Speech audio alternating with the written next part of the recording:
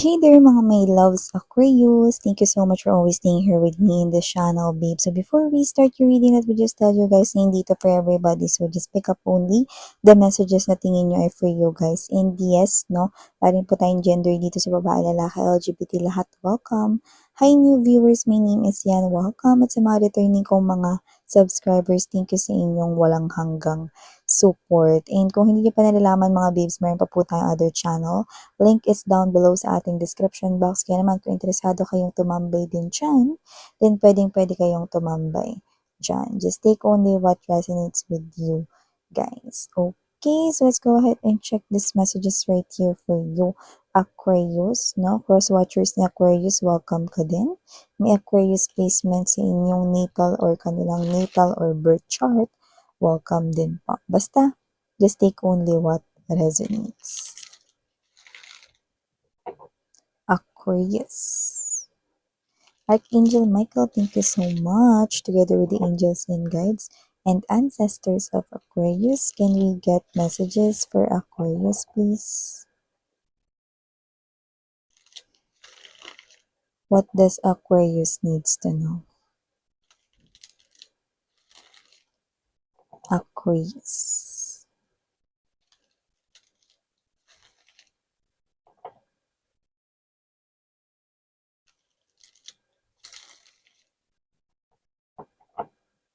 Okay. So let's go ahead and check this message right here, Aquarius. Six of Swords. Three of Coins, nandito din po. Justice card energy. Knight of Cups. Emperor. Four of Coins present din here as well. Bottom of the deck, Page of Coins, Ten of Wands, and the Four of Cups energy.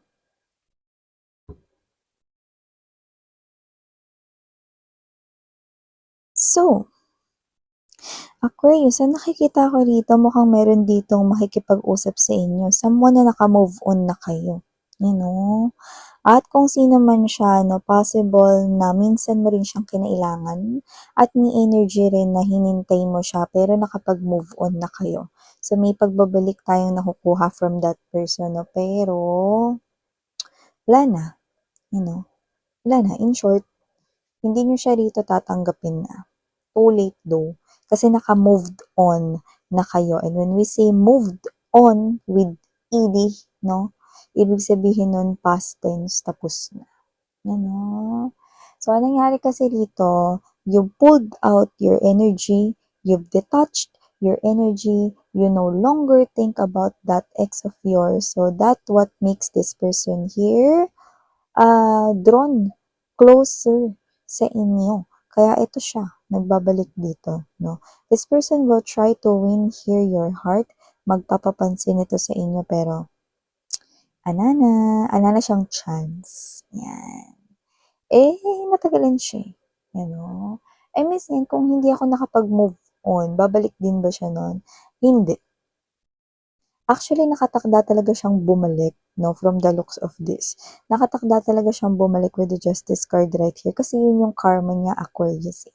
Nakatakda siyang bumalik dito sa buhay mo once na wala ka ng pakialam at hindi mo na siya hinihintay pa. You know? Choltero. Yan. So, yun yung mga babes na maliban dyan, nakakuha din po tayo dito ng energies ng mukhang meron ditong gantimpalang marireceive, no, ang mga Aquarians natin out there mula sa kanilang management or yung iba mula sa boss ninyo. May gift din kayo from the company. Miss yan, baka yan yung normal na Christmas basket, 13th month pay, tsaka Christmas bonus. Hindi. Iba pa to doon, you know. Baka yan yung parapol or pag-games, no? Yung iba, oo, parang doon manggagaling. Pero, yung iba, kayo talaga yung pinaka direct person na pagbibigyan nito. Yan o. Kung ano man ito, meron tayong nakukuha ditong in a form of money. Like, cash talaga. Bongga guys, no? So, ipagpatuloy nyo lang, no? Kasi mukhang dahil to sa trabahong ginawa mo recently, mukhang natuwa rito yung kumpanya or yung boss mo. You know? Yan. Bongga guys, no?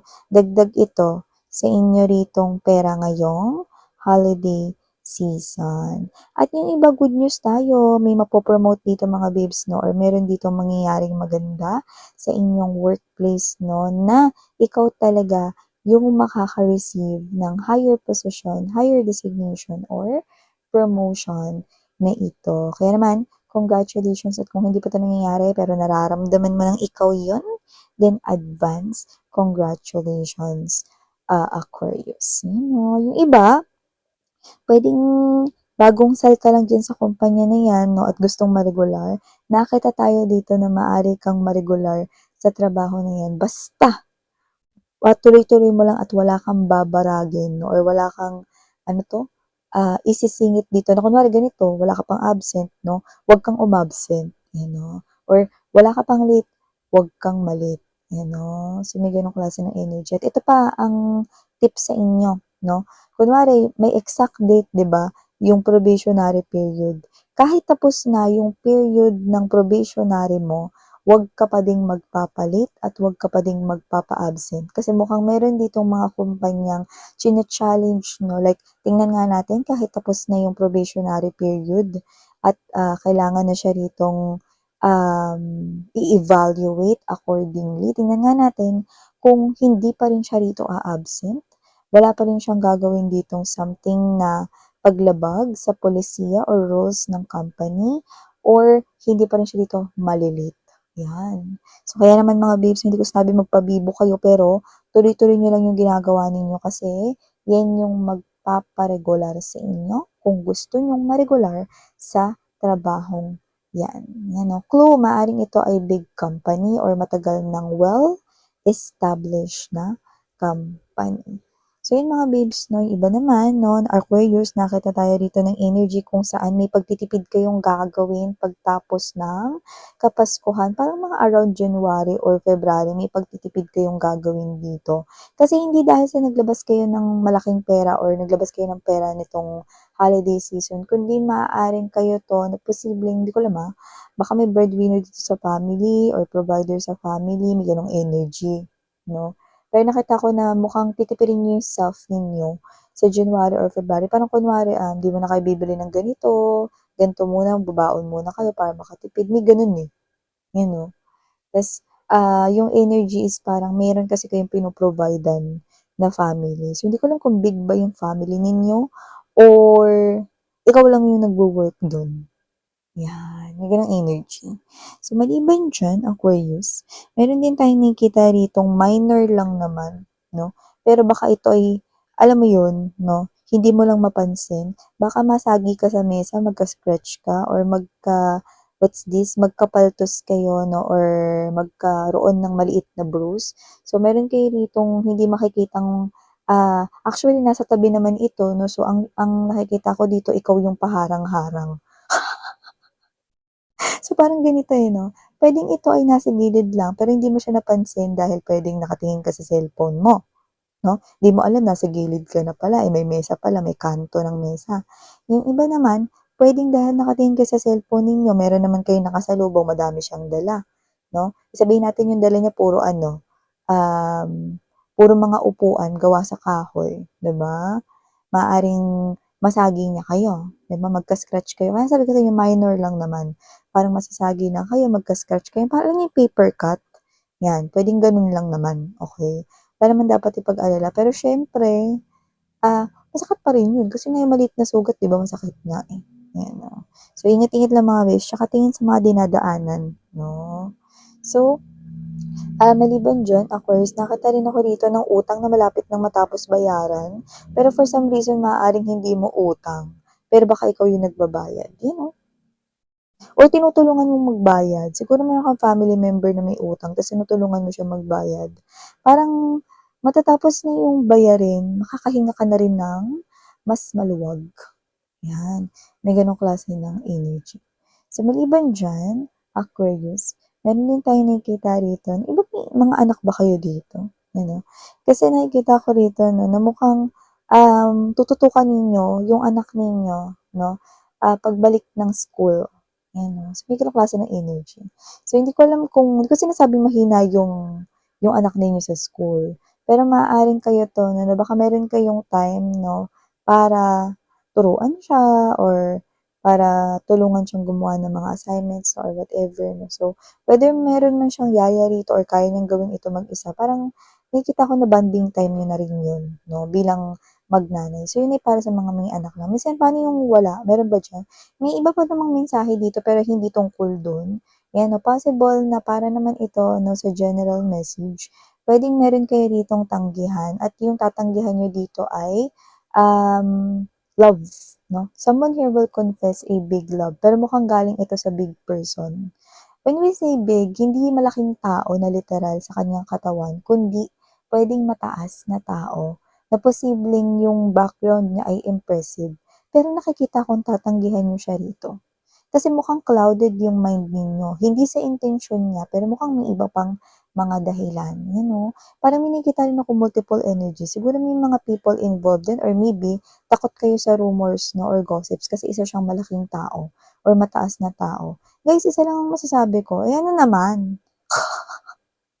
Huwag na kayong magpadala sa mga tsismis, 'di ba? Unahin ninyo yung happiness ninyo, okey? So, yun nga mga babes 'no, hindi pa huli yung lahat 'no. Kung gusto niyo siya or like niyo siya, huwag niyo ng isipin yung iisipin ng ibang tao, kiber, 'di ba? Una sa lahat, wala silang ambag sa buhay mo at may sarili-sarili rin silang journey. Kaya dapat kahit pinapakialaman ka nila ano, wapakils ka lang din sa kanila. So, maliban diyan, Aquarius, nakita rin ako dito ng energy, iba ba dito parang hindi niyo ba sariling bahay ang tinitirhan niyo? Nangungupahan ba kayo or kaya ba ito na, um walang sarili or permanenteng ano, address 'no. So, kung kayo ito 'no, mukhang meron ditong mga nagpupursige na makapagpatayo ng sarili nilang bahay. Mukhang sa 2025 makakapagsimula na kayong maghulog at makalipat 'no, sa bahay na, lilipatan ninyo 'no, na nakikita kong puwedeng maging inyo. So, hindi ko alam kung bibilhin niyo ba yung lupa at bahay ng isang bultuhan or isang bigayan or huhulog-hulugan niyo 'yan, 'di ba may gano'n naman parang sa pag-ibig or whatever 'no, ipapasok sa pag-ibig or whatever 'no. Basta nakita ko rito ng mga hindi permanente yung address nila ngayon or walang sariling tirahan na magkakaroon na ng sariling tirahan, baka rent to own or mga gano'n 'no. At magkakaroon na kayo ng sarili ninyong tirahan, this coming year 2025 'no, like mga around mga malapit ng mag-ber months. You know, see sariling sikap ito mga babes 'no. Kahit hulog-hulugan magiging inyo rin naman, 'di ba? So, maliban diyan ano, Aquarius, nakita rin ako rito na mukhang yung iba sa mga ex ninyo nakaka-move on na rito 'no, sa inyo, okey? At kung yun nga ang ex mo, 'pag nalaman mo na hiwalay na sila ng third party, like third party yung nakikita ko rito na naging dahilan kung ba't kayo naghiwalay. 'Pag nalaman mong hiwalay na sila sa third party then tinutumbok ng reading na 'to 'no, dun sa particular na mensahe ay ikaw, okey? Nagsisimula na siya maka-move on sa inyo at kumalas na rin siya sa third party, 'yan 'no. So, heading to new life na yung inyong person. Alam niyo, kahit naman naging tarantado siya noon, diretsahan talaga. Without filter, 'no? So, kahit naman naging malaki siyang gano'n noon sa inyo, 'no, tao pa rin siya at may mga anghel pa rin siya. Gina-guide siya ngayon sa sarili niyang pathway at saka tapos na siya ma-experience yung hardships. Kaya mga babes 'no, napagdaanan niya rin yung difficulties 'no, yung karma na tinatawag. So, moving on na siya sa kanyang new life dito 'no, at nakikita ko na para na siya ritong ibang tao at magandang version ng kanyang sarili. 'No, yun naman yung importante, yung magbago 'no, at magsimula ulit, 'yan 'no. So, nakita rin ako dito ng energy kung saan posibleng ikaw ay ma-involve dito 'no, sa isang klase ng argumento, puwedeng debate 'no. Hindi ko naman nakikita na away talaga yun. Parang it's more likely work-related or kung hindi ito work-related, parang meron kayo ditong pinaglalaban based on evidences and proofs kasi may mga papel, eh tayong nakikita dito 'no. So, kung ano man 'yun, nakikita ko dito 'no na ikaw 'to na parang alam mo yung mas alam mo yung bagay na 'yun kaya nakikita kong mas, mapapanalo mo yung ideya mo or concept mo kung ito man ay trabaho or whatever 'no, or kung ito man ay diskusyon 'no, sa pagitan ng dalawang panig like family mo 'no, ta's meron pang other parties 'no, kung ito ay tungkol sa lupa, tungkol ito sa kung ano man na may kinalaman yung files, papel, archives 'no, contracts 'no. Nakikita ko rito na may alam ka daw. Alam mo mga babes, importante na binabasa natin lahat, terms and conditions 'no, lahat ng mga nakalagay na mga kung ano-ano 'no, kasi lahat 'yan importante sa sulatin bago kayo pumirma, 'di ba?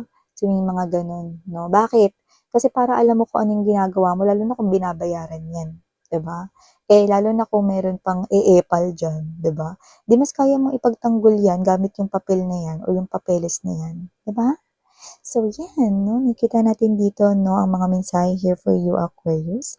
Muli ako si Yan, sanang Heal, Love, and Light. Ayun.